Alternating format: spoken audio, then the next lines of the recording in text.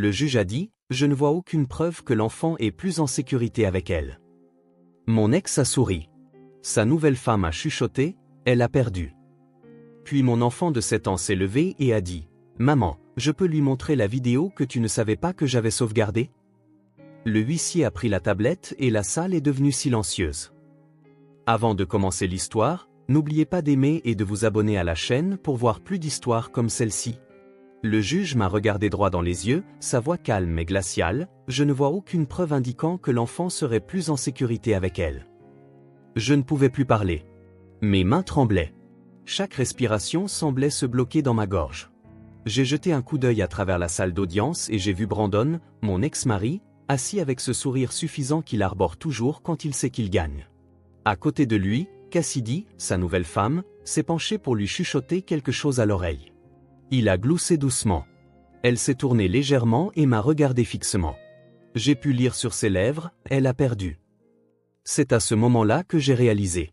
Après des mois de préparation, de documentation, de prière pour que quelqu'un me croie, j'étais sur le point de perdre la garde de ma fille.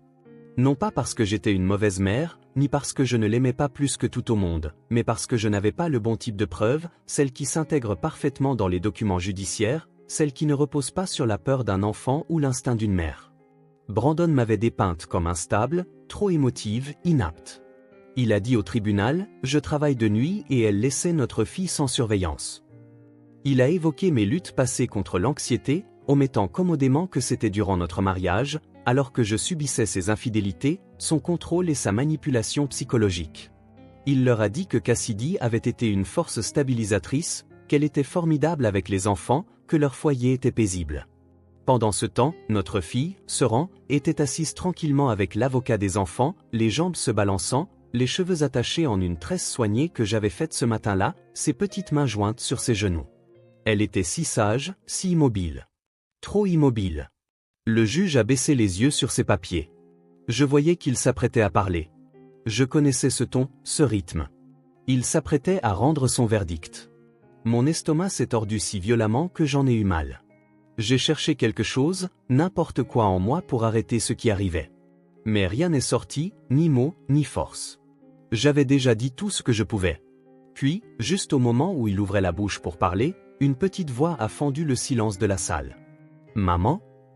Tout le monde s'est retourné. Seran s'était levé de son siège. Sa voix n'était pas forte, mais elle portait. Sa main serrait quelque chose contre son flanc, une tablette rose, celle que je ne l'avais pas vue prendre ce matin-là. Elle m'a regardé droit dans les yeux, puis a levé les yeux vers le juge. « Maman », a-t-elle répété d'une voix stable, « est-ce que je peux lui montrer la vidéo que j'ai enregistrée sans que tu le saches ?» La salle s'est figée. J'ai senti mon cœur s'arrêter. Le juge a cligné des yeux, clairement pris au dépourvu. « Quelle vidéo ?» Seran a fait un pas en avant et a tendu la tablette à 2 mains. « C'est de chez papa. » Brandon a bondi de sa chaise en un instant. « Votre honneur, elle a 7 ans. Elle ne comprend pas ce que... » Le juge a levé la main, le réduisant au silence.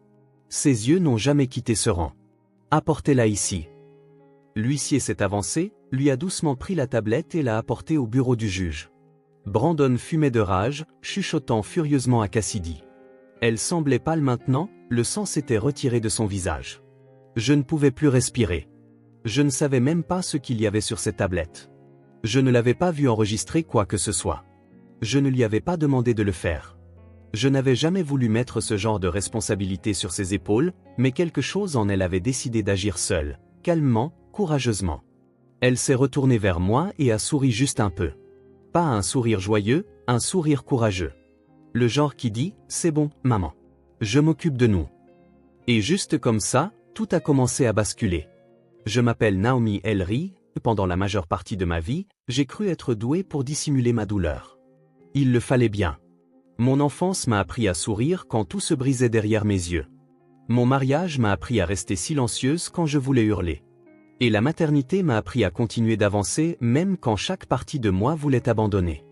Mais rien ne m'avait préparé au jour où j'ai réalisé que je pourrais perdre ma fille. Non pas à cause d'une tragédie ou d'une maladie, mais à cause de l'homme même que j'avais passé des années à essayer de fuir. Brandon et moi avions été ensemble pendant près d'1 décennie. De l'extérieur, nous ressemblions au couple parfait. Il était charmant, éloquent, bien sous tout rapport, le genre d'homme qui savait dire exactement ce qu'il fallait devant les bonnes personnes. À la maison, derrière les portes closes, il était quelqu'un de totalement différent. Contrôlant, méprisant, manipulateur d'une manière que je n'ai comprise que bien plus tard. Quand je suis tombée enceinte de ce rang, les choses ont changé. Pendant un temps, il a semblé que nous pourrions être heureux. Il m'apportait des fleurs, lisait des livres sur la parentalité, me tenait la main au rendez-vous chez le médecin. Mais ça n'a pas duré. Une fois ce rang né et l'attention détournée de lui, le masque est tombé. Il ne me frappait pas au sens où les gens l'entendent habituellement. Mais les mots peuvent aussi laisser des bleus. Il m'a démoli morceau par morceau jusqu'à ce que je reconnaisse à peine la femme dans le miroir. J'ai arrêté de me maquiller. J'ai arrêté d'appeler mes amis. J'ai arrêté de rêver. Il m'a fallu 3 ans pour trouver la force de partir. J'ai demandé le divorce le soir où il a hurlé sur ce rang si fort qu'elle s'est fait dessus. Elle avait 4 ans. Elle s'est excusée auprès de lui en pleurant. Cette nuit-là, j'ai emballé ce que je pouvais et j'ai conduit jusqu'à chez ma mère avec ce rang endormi sur la banquette arrière. Ma mère, June, nous a accueillis. C'est une femme dure à cuire, une institutrice à la retraite qui croit en la vérité et aux conséquences. Elle m'a élevé seule après le départ de mon père. Elle a traversé des tempêtes, alors elle a reconnu le temps qu'il faisait dans mon regard. Elle nous a donné sa chambre d'amis et a recommencé à faire du thé tous les soirs comme elle le faisait quand j'étais petite. Juste le fait de l'avoir près de moi rendait les choses possibles à nouveau. J'ai trouvé du travail comme infirmière de nuit. C'est épuisant, mais ça paie les factures. Mon emploi du temps est sans dessus-dessous, et je vis dans un duplex loué qui sent le moisi quand il pleut, mais c'est chez nous. Ce rang a une petite étagère pleine de contes de fées et une veilleuse en forme de lune. J'essaie de construire quelque chose de stable, un endroit où elle peut se sentir en sécurité, mais Brandon n'a pas lâché prise. Il a demandé la garde partagée presque immédiatement. Comme il n'avait jamais été arrêté ni laissé de bleu, le tribunal n'a vu aucune raison de la refuser. Il a obtenu des droits de visite le week-end. Au début, ce rang revenait calme, renfermé. Elle a arrêté de dessiner pendant un moment. Elle a recommencé à faire pipi au lit. Elle ne voulait pas me parler de ce qui se passait là-bas, seulement que Cassidy, la nouvelle femme de Brandon, n'aimait pas quand elle pleurait. Cassidy est entrée dans le décor comme un coup de tonnerre. Elle était plus jeune, jolie d'une manière filtrée par Instagram, et toujours habillée comme si elle se rendait à une réunion d'affaires. Brandon l'a épousée 6 mois après la finalisation de notre divorce. Elle a emménagé dans mon ancienne maison et a commencé à jouer le rôle de la belle-mère dévouée. Elle postait des photos de ce rang souriante sur Facebook avec des légendes comme « Notre petite famille recomposée parfaite ». Mais les yeux de ce rang sur ces photos ne souriaient jamais. J'ai commencé à prendre des notes. Je prenais en photo chaque bleu, chaque égratignure, chaque fois que ce rang disait être tombé dans les escaliers sans oser croiser mon regard. J'ai enregistré ses cauchemars quand elle se réveillait en hurlant et en tremblant. J'ai tout apporté à mon avocat, mais il m'a dit que c'était circonstanciel. Nous avions besoin de preuves tangibles. Alors, je me suis préparé pour le tribunal. Je restais éveillé tard pour préparer des déclarations. Je faisais des gardes supplémentaires pour payer un évaluateur de garde. J'essayais de croire que la vérité suffirait, que quelqu'un verrait au-delà des mensonges polis de Brandon et comprendrait ce qui se passait réellement. Mais plus l'audience approchait, plus le doute s'installait. J'avais vu comment les gens le croyaient. Il avait une façon de déformer les choses, de me faire paraître irrationnel simplement en restant calme. Je savais que j'entrais dans un tribunal qui n'était pas conçu pour comprendre la douleur silencieuse. Le matin de l'audience, je me suis réveillé avant l'aube. Se rendormait encore, recroquevillé sous sa courte pointe préférée, les bras enroulés autour de sa girafe en peluche. J'ai embrassé son front et chuchoté « Je t'aime ». Puis je me suis habillé, j'ai emballé mes preuves et j'ai prié pour que quelqu'un, n'importe qui, finisse par écouter. Ce que je ne savais pas, c'est que ce rang avait déjà trouvé un moyen de parler. Le palais de justice sentait la poussière et le vieux café, cette odeur qui s'incruste dans vos vêtements et vous suit jusqu'à la maison. Je suis entré seul, serrant mon dossier si fort que mes articulations me faisaient mal. À l'intérieur se trouvaient toutes les photos, les notes, les dessins que ce rang avait faits.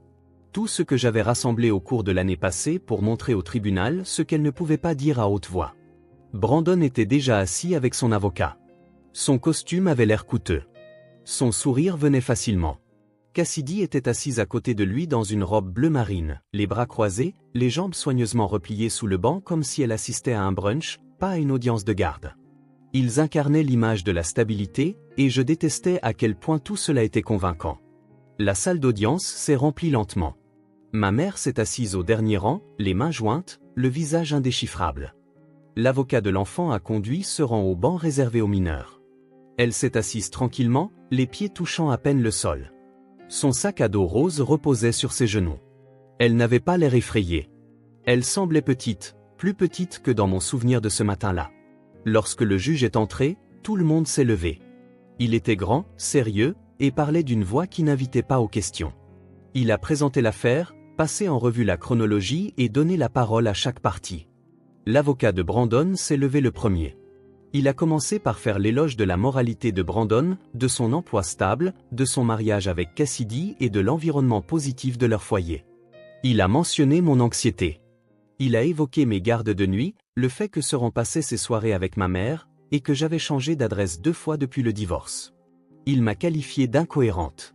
Je suis resté immobile pendant qu'il disséquait ma vie avec une précision chirurgicale. Il ne mentait pas. Il racontait juste des fragments de vérité qui semblaient plus les une fois empilés les uns sur les autres. Puis ce fut mon tour. Je me suis levé et j'ai donné tout ce que j'avais. J'ai parlé au juge des cauchemars de Seran, des bleus qu'elle ne pouvait pas expliquer, de la fois où elle a tressailli quand quelqu'un a frappé à la porte d'entrée. J'ai expliqué comment j'avais tout documenté. J'ai remis des dessins que Seran avait faits, montrant une petite fille bâton derrière des barreaux en train de pleurer. J'ai soumis des enregistrements vocaux où elle chuchotait que Cassidy ne l'aimait pas, que papa criait beaucoup, qu'elle voulait rester à la maison avec moi. Le juge écoutait, mais je sentais que cela ne portait pas. Son expression ne changeait pas. Quand j'ai fini, il a demandé s'il y avait des preuves physiques, une vidéo, un témoin. J'ai baissé les yeux vers mes chaussures. Non, votre honneur. La salle d'audience est devenue silencieuse. Brandon s'est adossé à sa chaise avec ce hochement de menton suffisant que j'avais fini par haïr. Cassidy s'est penché et lui a chuchoté quelque chose à l'oreille. Il a souri. Puis il s'est levé et a parlé pour lui-même. Il a dit au tribunal qu'il voulait ce qu'il y avait de mieux pour Seran, qu'il soutenait mon rôle dans sa vie, mais qu'elle avait besoin de structure. Il a dit que j'étais émotive, que je peinais à suivre le rythme. Il a utilisé le mot « instable ». Il l'a enveloppé dans un langage poli, mais cela a tranché comme une lame. Il a terminé en disant que lui et Cassidy avaient créé un foyer nourrissant et qu'ils n'exposeraient jamais Seran au danger. Je voulais hurler, mais je savais que cela ne ferait que prouver son point de vue. Le juge a demandé à parler à Seran en privé, puis a ordonné une courte suspension. Je me suis rassis lourdement, les jambes tremblantes. Ma mère s'est penchée en avant et m'a pressé l'épaule. « Tu as fait ce que tu as pu. » Je n'étais pas sûr que ce soit suffisant. À notre retour, le juge a résumé ce qu'il avait examiné. Il a dit que bien qu'il ait vu des signes d'inquiétude, il n'y avait aucune preuve concrète d'abus. Il a noté les témoignages contradictoires, l'absence de rapports médicaux, l'absence de preuves objectives. Puis il a marqué une pause. J'ai retenu mon souffle. Mes paumes étaient moites de sueur. Je ne vois aucune preuve, a-t-il dit, indiquant que l'enfant serait plus en sécurité avec elle. Je n'ai rien entendu après ça. Les mots ont résonné et se sont déformés jusqu'à ce que tout semble lointain. Mon corps restait immobile, mais mon cœur hurlait. J'ai regardé Seran. Sa tête était baissée. Ses doigts agrippaient les bretelles de son sac à dos. De l'autre côté de la pièce, Brandon avait un sourire narquois. Cassidy a chuchoté, elle a perdu. Quelque chose en moi s'est brisé. J'ai cru que c'était la fin. Mais ce n'était pas le cas, car c'est là que Seran s'est levée. Elle s'est levée lentement, les 2 mains agrippant son sac à dos. Sa voix était calme, mais dans le silence qui a suivi le verdict du juge, c'était la seule chose que l'on pouvait entendre. « Maman » a-t-elle dit, sa voix calme et claire. « Est-ce que je peux lui montrer la vidéo ? Celle que j'ai enregistrée sans que tu le saches. » Tout s'est arrêté dans la salle. Le juge a haussé les sourcils. Brandon a regardé, confus, puis inquiet. Cassidy s'est tourné brusquement vers Seran. J'étais figé, le cœur battant la chamade, incertaine d'avoir bien entendu. « Quelle vidéo ?» a demandé le juge, d'un ton prudent mais curieux. Seran n'a pas répondu tout de suite. À la place, elle a ouvert la fermeture éclair de son sac à dos et a sorti sa tablette rose. Elle avait une petite fissure le long du bord et des autocollants d'étoiles et de lapins couvraient le dos. Elle l'a serré contre elle une seconde, puis s'est avancée et l'a tendue à l'avocat des enfants. Le juge a regardé depuis son bureau. « S'il vous plaît, apportez-moi ça », a-t-il ordonné. L'avocat a jeté un coup d'œil vers moi, puis a marché avec Seran vers l'huissier, qui a doucement pris la tablette et l'a apportée au bureau. Le juge a ajusté ses lunettes et a tapoté l'écran, parcourant son contenu. Il a appuyé sur lecture. Personne ne parlait. Brandon remuait sur son siège, visiblement nerveux maintenant. Cassidy était assise, rigide, les yeux rivés sur le juge. Je ne bougeais pas. Mes mains étaient si serrées sur mes genoux que je sentais mes ongles s'enfoncer dans mes paumes. Quelques secondes ont passé. Puis le juge a levé les yeux brusquement. Où et quand cela a-t-il été enregistré ? A-t-il demandé. La voix de Seran est restée stable. Chez papa, le mois dernier. J'ai utilisé l'application caméra. Le juge a hoché la tête et est retourné à l'écran. Il a monté le volume. Nous l'avons tous entendu. La voix de Brandon, forte et incomparable, résonnant depuis une autre pièce. Il hurlait, non pas de frustration ou d'agacement, mais plein de rage. Les accusations et les insultes volaient dans toutes les directions. Puis la voix de Cassidy est entrée dans le cadre. Elle hurlait aussi, plus tranchante, plus ciblée. Le bruit de quelque chose qui claque, une chaise ou une porte. On pouvait entendre les sanglots silencieux de Seran en fond sonore.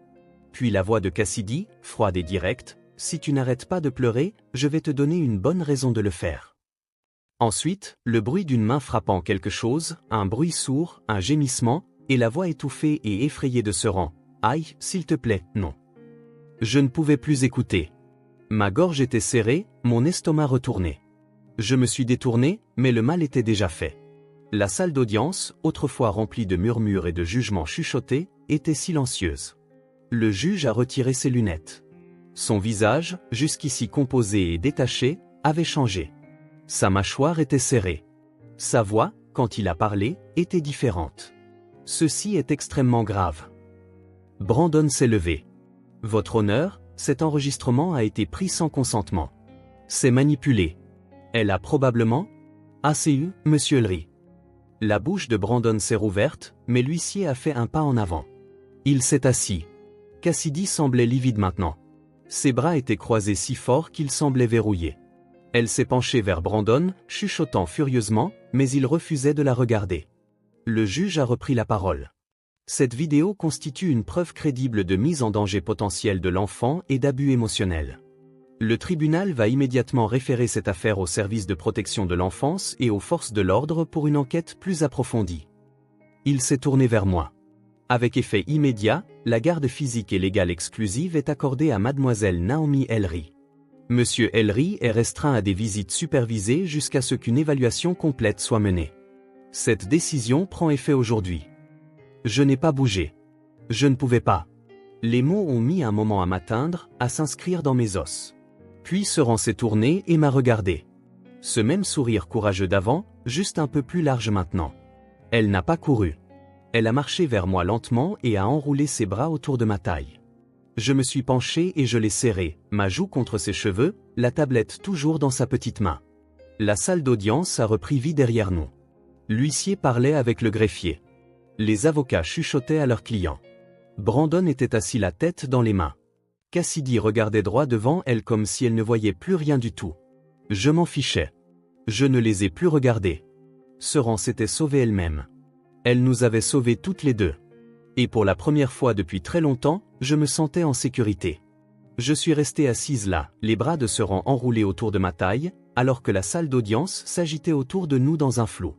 Le juge parlait encore, mais je ne saisissais que des fragments, garde d'urgence, ordonnance de protection immédiate, enquête lancée, visite supervisée. Chaque mot nous éloignait davantage du cauchemar dans lequel nous vivions. L'huissier s'est approché et m'a demandé calmement de m'avancer pour signer un formulaire de transfert de garde temporaire. Les doigts de Seran se sont resserrés sur les miens, et je l'ai emmené avec moi. Je ne la lâchais pas même pour une seconde. Alors que je me tenais là, le stylo tremblant dans ma main, j'ai levé les yeux vers le bureau du juge.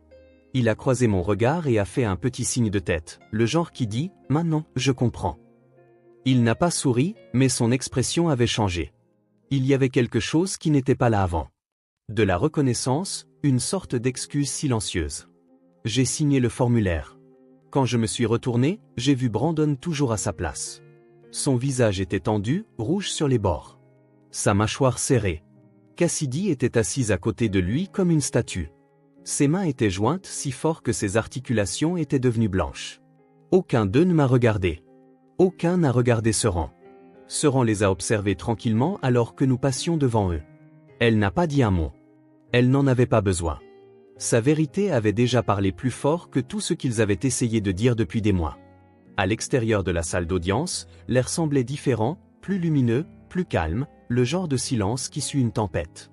Je me suis penché et j'ai regardé Seran dans les yeux. « Où as-tu appris à faire ça ?» lui ai-je demandé.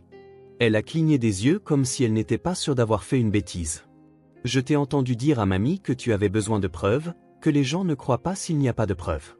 Alors, j'ai utilisé la tablette. Je l'ai cachée sous le coussin du canapé.